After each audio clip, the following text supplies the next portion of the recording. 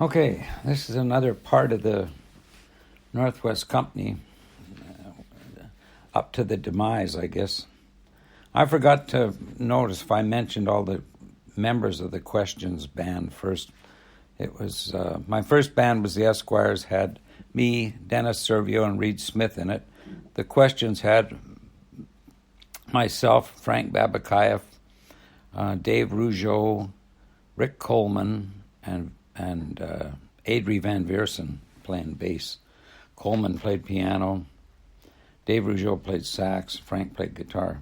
Anyway, when I was in the Northwest Company, in our Patterson Avenue days, I was probably one of the very best rock drummers in the world. I was in super shape. I practiced heavy. I could do double bass drums, like long rolls. You can hear it on my drum solos sometimes. On starting with my left leg, using it as the lead to do the roll, and with my right leg being ambidextrous, I could also do these other rolls where I'd get the one bass drum bump and the other bass drum bump, a tom and a tom, so till it would end up like that. Anyway, that's something I have to. And I forgot to mention, when we were a trio, we recorded songs down at the Sycord Studios again at 4th Avenue, where we recorded Time for Everyone as a 5-piece. We did a song, beautiful song that Gowan wrote called Sunshine. I always loved that song. And a song I wrote called I'm Your Guy, which Gowan used to always go, I'm a you guy. And Honky Tonk Blues, which I wrote, and Don't Hear Me Complain, which Ray wrote. And they were really good songs. And Chris Blades, the artist, he's a very famous artist, but he used to do all our artwork for us. And he did the cartoon drawing of the Northwest Company where I'm sitting down playing my tablas and Ray. It's quite a famous drawing. And he also did the single for, when we were a trio, I forgot to mention, we did Rock and Roll Lover Man, which had Let It All on the flip side. And we recorded that up at PBS Studios in West Van, where they had a film set up there for McCabe and Mrs. Miller, the movie. It was sort of a Western movie. It had Warren Beatty and Julie Christie, and we used to meet them in the hallway, talk to them. And they had Fred Latrimo and Daryl B. were producing us up there. It was frustrating. One guy'd come up one night, and then they didn't like the track. We'd have to do it the next night. And there's a really good picture of us up there. And we did Rock and Roll Lover Man and Let It All, which are two really great songs. And we had it out as a 45. I think Rock and Roll Lover Man made it to number 10 somewhere, and maybe Winnipeg, or it got quite a lot of airplay. And that's when we were kind of at the height of our career. And we took some pictures up at the old McCabe and Mrs. Miller set up in West Van. I remember that was another drum room that was a horror. It was carpeting. It was stuffy and horrible in there. I forgot to mention that before. That's too bad. Well, I mentioned it now, so there you go. Anyway, at our Patterson house, Ross and Jeannie also moved in there.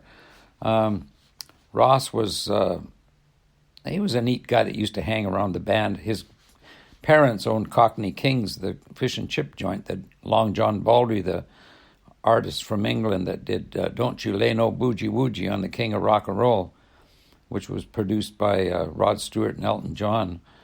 He used to love eating it. He moved to Vancouver years later, and I actually played a week gig with him in my Richard Stepp band up in Edmonton, and he was really great. I liked him a lot. What a great song.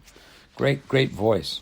I found out he was gay later on because his boyfriend and me and Robbie King, who was a famous keyboard player around town, and some other people used to smoke dope and snort coke. And I found out he was Long John Baldry's boyfriend. I didn't know at the time, but anyway, Long John Baldry's a great artist.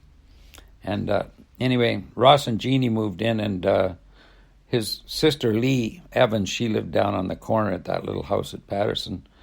And Ross was kind of a gullible guy. He liked playing guitar and singing, and he was lots of fun. And anyway, Ray moved in on Jeannie eventually because he was such a little bugger. He moved in and stole Jeannie away from Ross. They used to have a Volkswagen van that they sort of camped in and everything, Ross and Jeannie.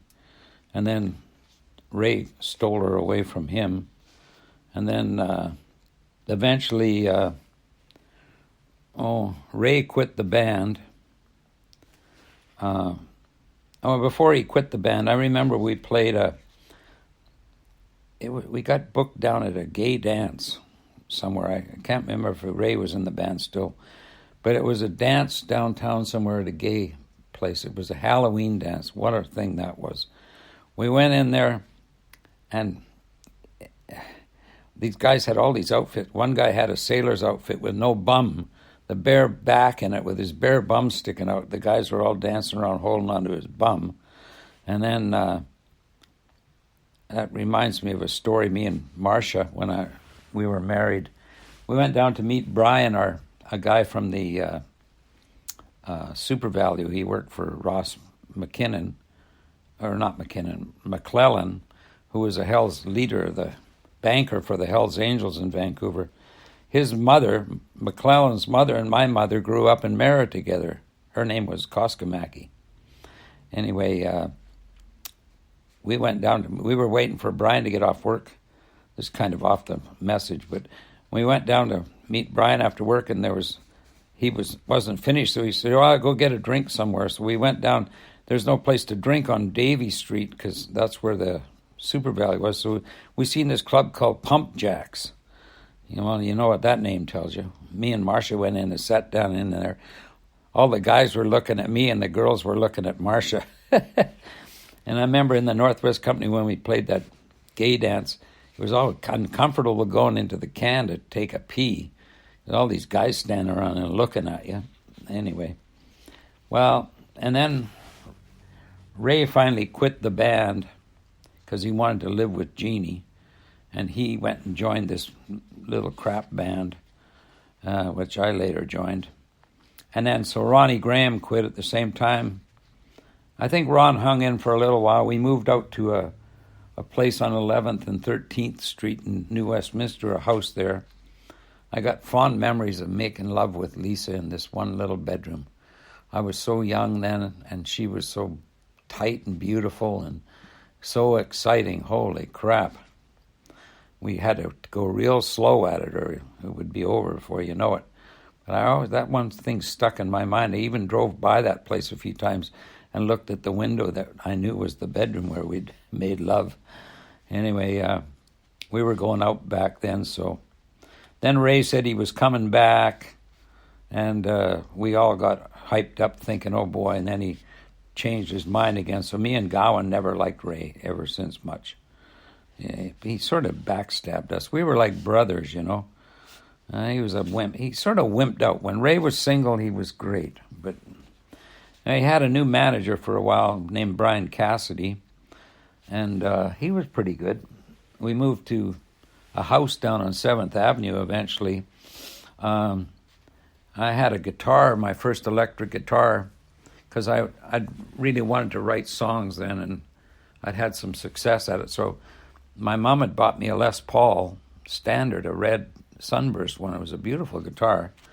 And I came home after a gig one night, and the guitar was gone. And God, what a nightmare that was. And I don't know, about a week later, I get a call on the phone, and this guy says, yeah, are you Frank Stepp? Because that's what I had written on a little card in the guitar case. I said, yeah. He said, oh, a friend of mine bought your guitar for $100 down at the Garage nightclub.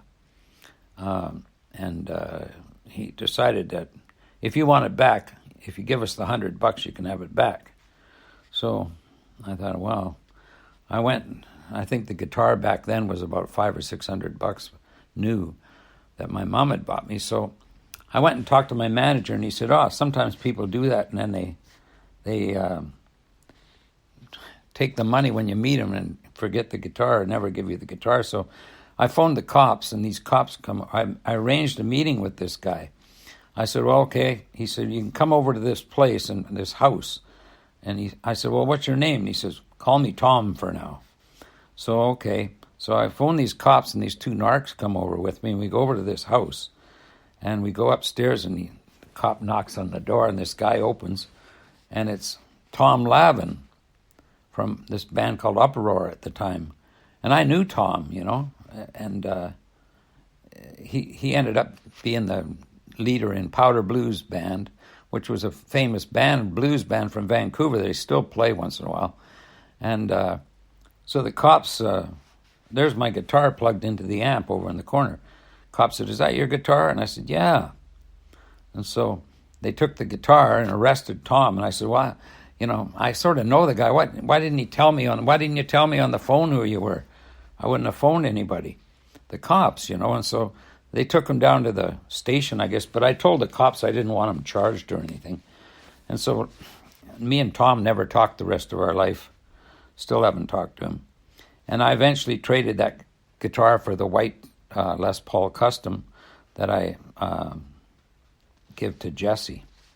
I was always a little bit worried about that white Custom, where it came from, because the guy sold it to me was sort of a bit of a dope dealer. But anyway, nobody ever said anything about it. So, and anyway, after we moved to 7th, the band sort of gets a little bit fuzzy and I from here on, because Gowan and I decided I wanted to switch. I can't remember who was in the band at the 7th Avenue house, but I decided I was going to start playing guitar in the Northwest Company, because Ray had gone, and we'd tried out some other people.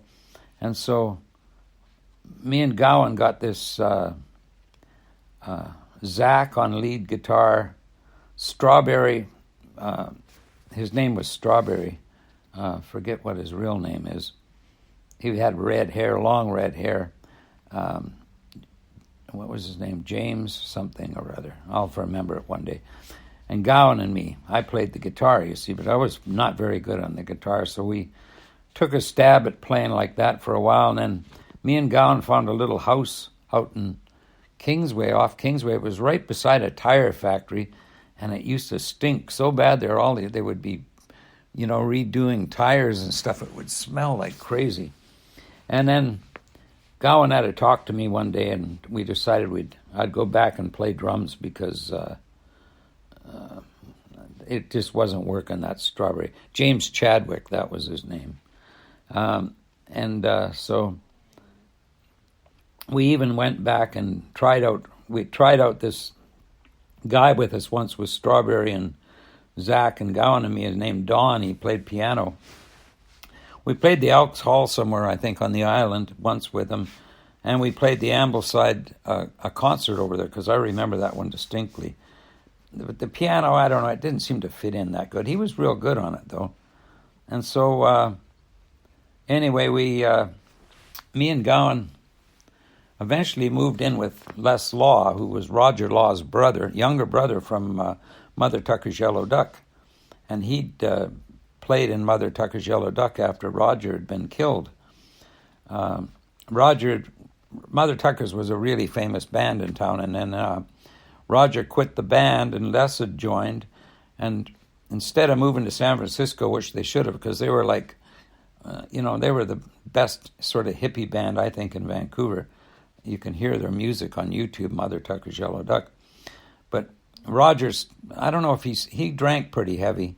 And then he ended up running head on into a transport truck up around 100 Mile House or Williams Lake and killed.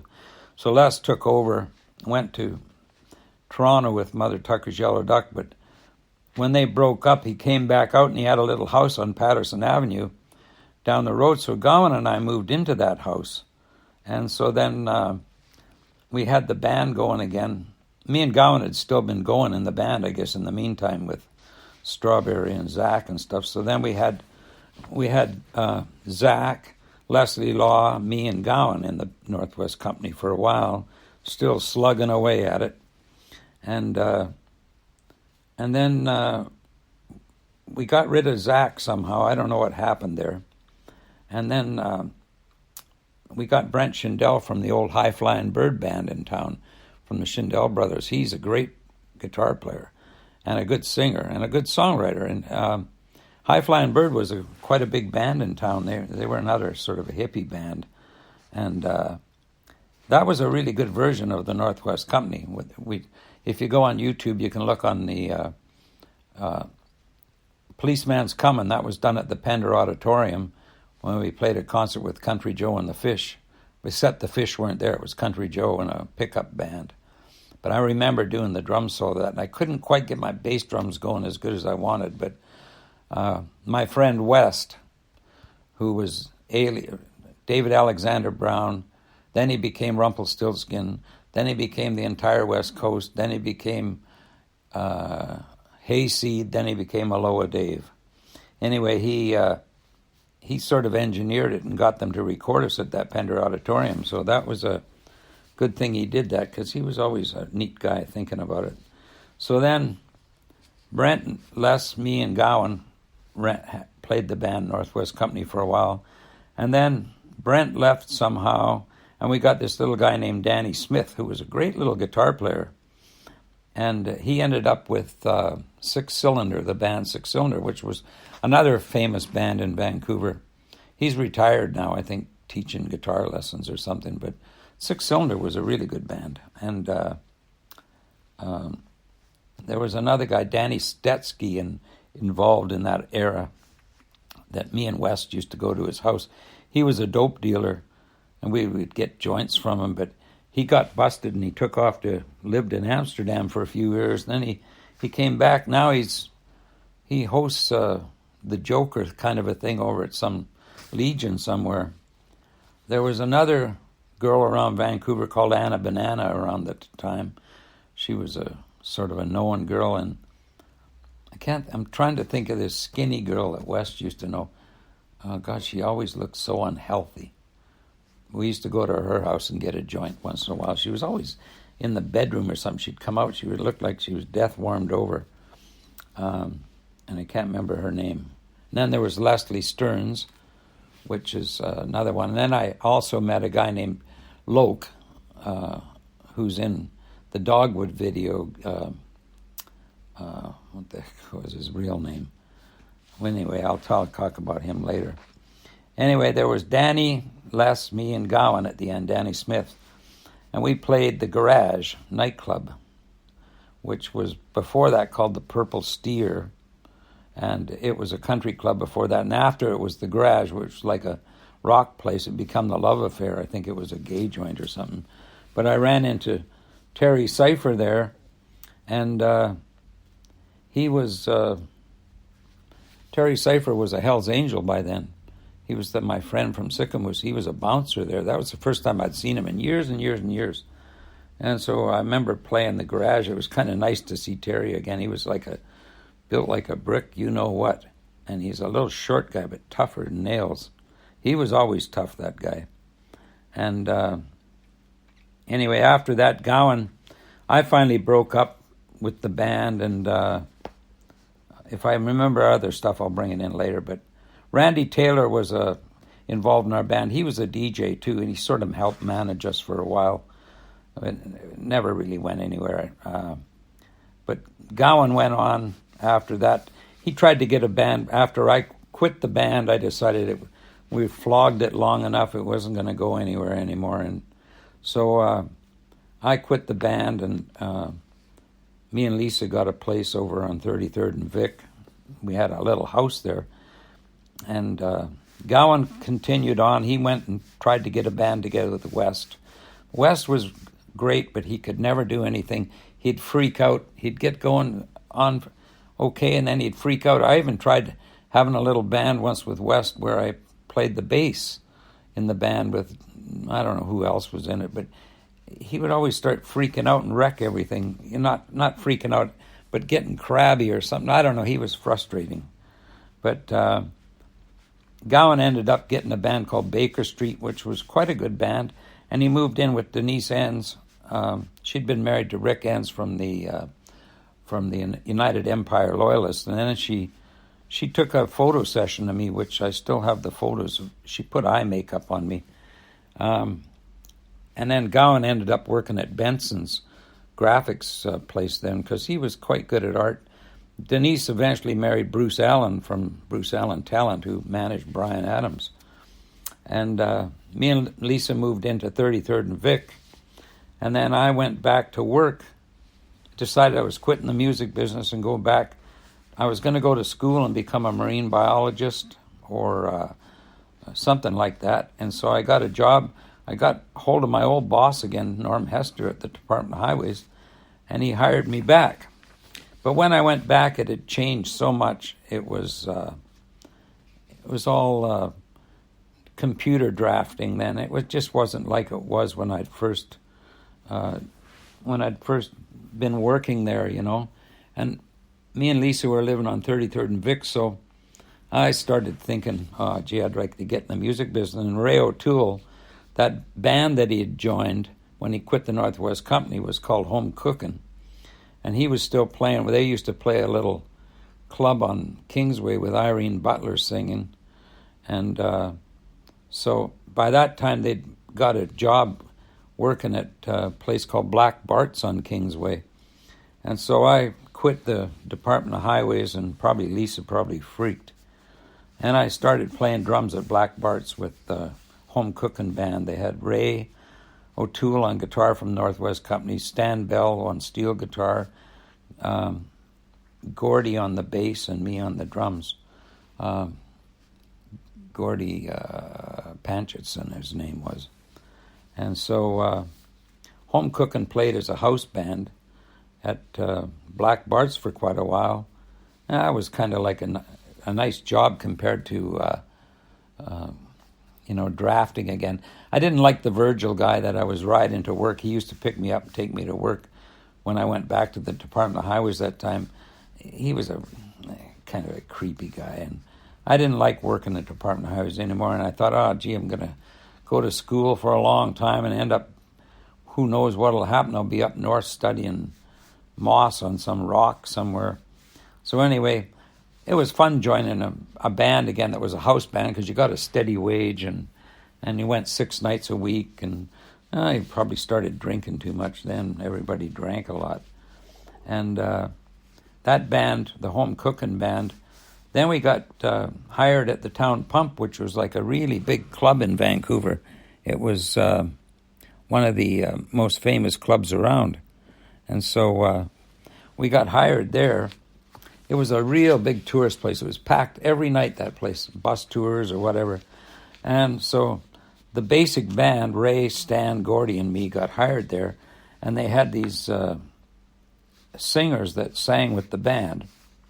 Michael Vincent, who was a really famous singer in Vancouver, and Rosalind Keene, she was a black girl. So we did like a show there, and I was the drummer in that band. And we were up on a stage with a railing and all the tables. It was a dinner club, you know, and it had a lounge and a dinner club. I always remember Rosalind Keene was like a really great black blues singer. And Michael Vincent had a super voice, too. He was already been around Vancouver for years. Rosalind Keene used to sit on my knee sometimes on our breaks. God, what a dish she was. Holy God. She used to go out with... She ended up going out with George Chapless, who ended up in one of my bands. But and then I think Rosalind Keene left, and Michael Vincent, we ended up with Irene Butler singing with us. And she was married to Les Vogt, who was he's a promoter. Les Vogt was a star at one time in his own name. He had a record out called The Blamers. The Blamers, the wise man, do-do-do-do, do-do-do-do-do-do, do-do-do-do-do, do-do-do-do-do-do. That's a good song, The Blamers. So Irene Butler was in the band for a while, and then I forget what happened to the band. We went and I think what happened is we switched. Some of the members quit. And then we got, I decided I was going to switch to guitar, I guess. Then we got George Chapless on the bass. He was a really well-known bass player around town. He was Rosalind Keene's boyfriend.